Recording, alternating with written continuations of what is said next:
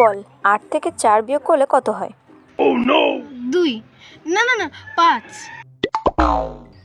ধর তোর হাতে 8টা আঙুল আছে।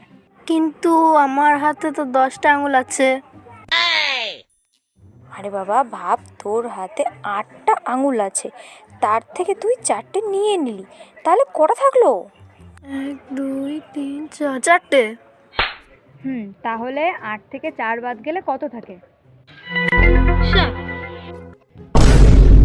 তোর হাতে 8টা আঙুল আছে, তার থেকে তুই 4টে আঙুল নিয়ে নিলি, তাহলে কত থাকে লেখ।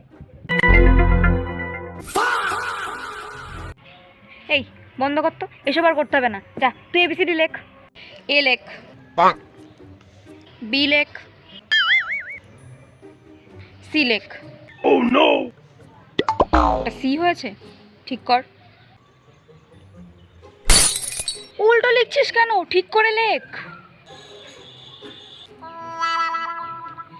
এই যা, তোরা লিখতে হবে না।